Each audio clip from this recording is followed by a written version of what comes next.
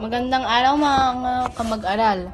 Ngayon ay papasyal tayo sa isang makasaysayang lugar.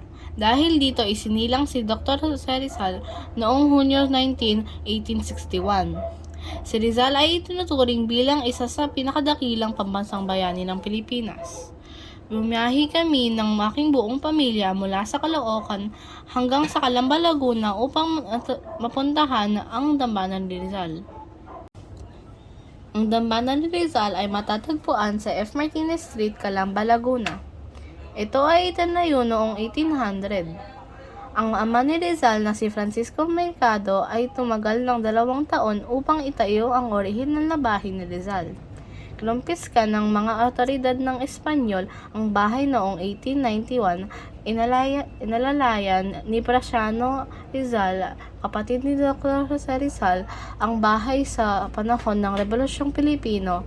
Sinasabi na ang orihinal na bahay ay nasira noong World War II, ngunit itinayo ulit sa parehong lugar noong Hulyo 1950. Nilalaman ng dambana ni Rizal ang mga orihinal na gamit ni Dr. Jose Rizal. Ang dambana ay may malawak na bakuran at sa gilid nito ay may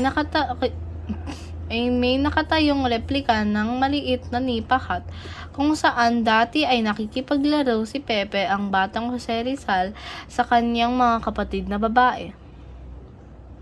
At katabi ng nipahat ay ang estatwa ng batang Rizal kasama ng ang kanyang aso. Ayon sa kasaysayan, ito ay itinayo noong 1996 bilang paalala sa 100 taong pagkamatay ni Rizal.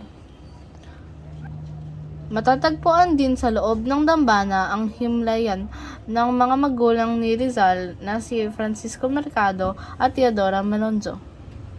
Ang dambana ni Rizal ay isang tipikal na hugis parihaba na bahay na bato na nakapapagpaalala sa mga tahanan ng mataas na antas na Pilipino na itinayo sa panahon ng Espanyol na lugar ng kolonyal.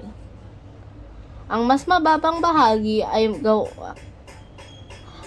gawa sa adobe stone at brick, habang ang upper portion ay binubuo ng hardwood. Ang silong ng bahay ay orihinal na ginamit bilang kuwadra ng mga kabayo at karawahe.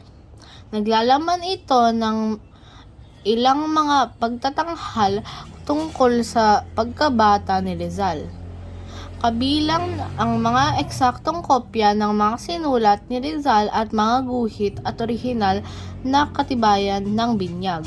Itaas na palapag ay nagsisilbing tirahan ng pamilya na may salas, silid kainan, palikuran at silid aklatan.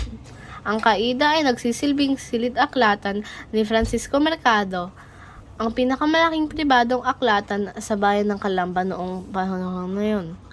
Kalapit ng silid-aklatan ay ang formal na silid-kainan ng pamilya, kung saan tinatanggap ng pamilya Rizal ang kanilang mga paunahin at mga prominenteng miyembro ng lipunan. Ang kaida ay konektado sa sala na patungo rin sa ng 3 silid-tulugan. Ang kwarto ng mga lalaki, ang kwarto ng mga babae para sa siya niyang kapatid na babae, at ang punong silid-tulugan. Ang pinakamalaki sa lahat ng kwarto, ang punong silid-tulugan, ay may tulugang may 4 na haligi kung saan isinilang si Rizal. Isang napakagandang karanasan ang pagpunta sa dambana. Napakarami ang aking natuklasan tungkol sa ating pambansang bayani at sa kanyang pinagmulan. Sana ay may natutunan din kayo sa aking video. Maraming salamat!